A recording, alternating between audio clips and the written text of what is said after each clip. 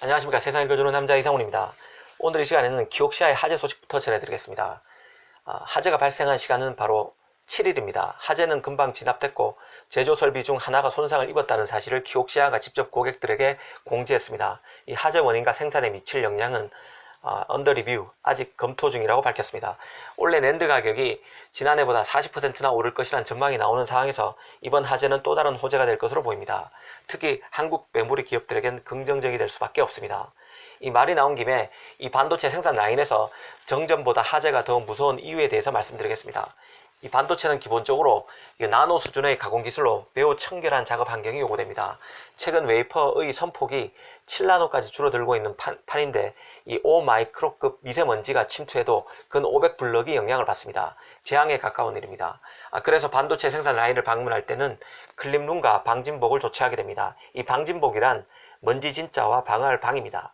그러니까 먼지를 막는 옷이 되겠죠. 이 방진복을 입으면 온통 하얀 옷에 마스크, 장갑, 더싱까지 착용해야 합니다. 그만큼 그 반도체를 만드는 과정은 먼지와의 전쟁을 의미하는데요. 심지어 반도체 생산 라인에 출입하는 여성들은 화장도 금지됩니다. 이 화장품에 들어있는 화학 입자의 침투를 막기 위해서인데요.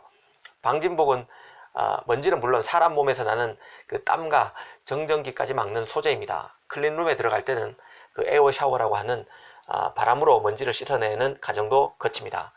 그런데 키옥시아에서 화재가 난 것입니다. 결국 오염 훼손된 그 웨이퍼를 확인하는데 많은 시간이 소요될 수밖에 없을 것입니다. 지난 2013년 SK 하이닉스도 우시 공장에서 화재가 발생한 이후에 결국 D램 장비를 한국으로 옮겼을 만큼 화재는 먼지를 만들고 그만큼 위험합니다. 사실 그 키옥시아는 지난해 6월에 있었던 정전으로 3개월간 생산 차질을 빚기도 했습니다. 이 웨스턴 디지털이 함께 공장을 쓰고 있기 때문에 그 피해 규모가 더 컸었는데요. 이 도시마는 메모리 중에서 이 낸드 부분 2위입니다.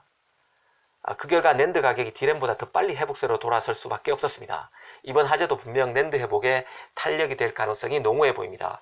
특히 올해 같은 경우는 낸드 수요가 대부분 PC에서 발생한 지난해와 달리 서버 업체들의 적극적인 서버 투자로 서버 시장에서 발생할 것으로 전망된다는 점이 더 긍정적인 요인입니다. 서버는 아무래도 대형 투자가 이뤄집니다. 이미 반도체를 만드는 기초 소재인 웨이퍼 가격도 최근 급등세를 보이고 있는데요. 이 반도체 업황이 좋아지고 있는 것만은 틀림없는 사실인 것 같습니다.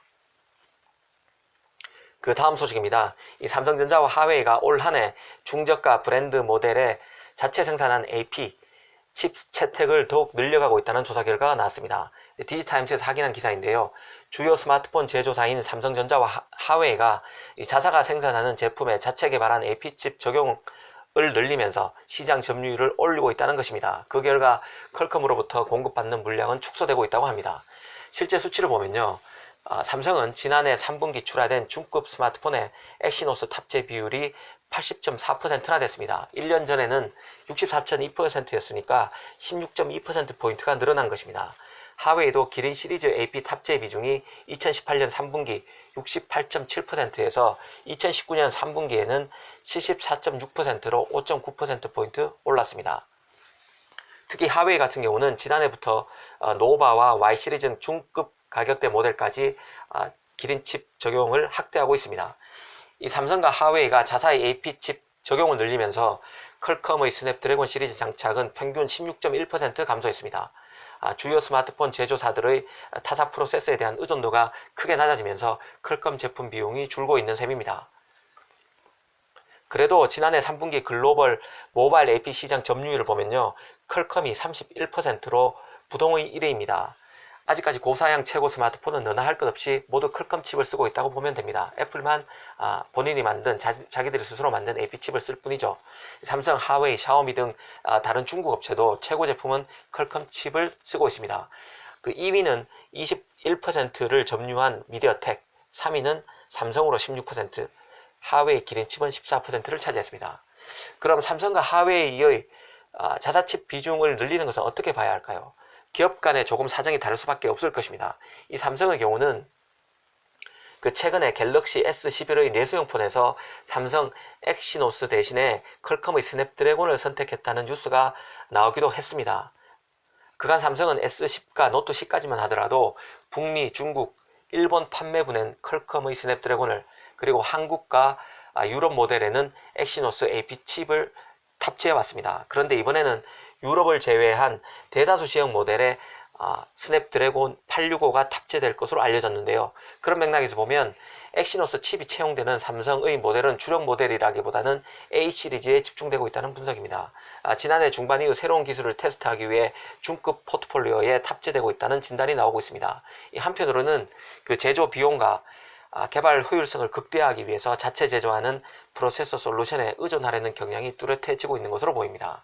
이 하웨이의 경우는 그 미국 정부의 금수 조치가 큰 영향을 주고 있는 것으로 판단됩니다. 이 하웨이는 퀄컴을 포함해서 미국 회사들로부터 기술 공급이 금지되고 있는데요. 결과적으로 하웨이도 스스로 다른 공급업체를 찾거나 자체 조달을 늘리는 추세입니다. 미국 의존도를 낮출 수밖에 없기 때문인데요.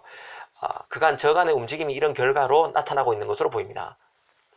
실제 하웨이의 퀄컴 프로세서 칩 조달 비율은 2018년 3분기 34%에서 지난해 3분기에는 8.6%로 25.4%포인트나 줄었습니다.